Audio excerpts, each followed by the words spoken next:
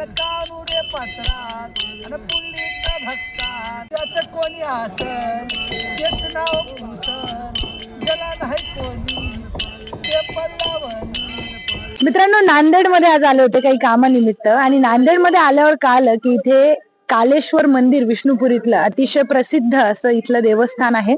जवळपास 100 वर्षांआधी हे मंदिर बांधण्यात आलंय आणि या मंदिराचे काही वैशिष्ट्य आहेत. गोदा काठला सुंदर असं हे वास्तुकला असलेलं मंदिर आहे.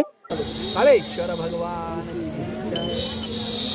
गोदा काठवर वसलेलं हे विष्णुपुरी प्रकल्प आहे. अधिकृत नाव त्याचं आहे शंकरराव चव्हाण विष्णुपुरी प्रकल्प. या प्रकल्पाने काय झालं की मराठवाड्यात जी पाण्याची टंचाई होती त्याचा फायदा आसपासच्या गावांना झालाय, शेतीसाठी त्याचा उपयोग झालाय किंवा पिण्याच्या पाण्यासाठी सुद्धा त्याचा तसा उपयोग झालाय. जी काही तरुणाई आहे इथे कॉलेजसाठी राहण्यासाठी नांदेडमध्ये आली ती मोठ्या प्रमाणात इकडे येते मंदिराचं दर्शन घेऊन, मग इकडचा जो काही व्ह्यू आहे तो बघत.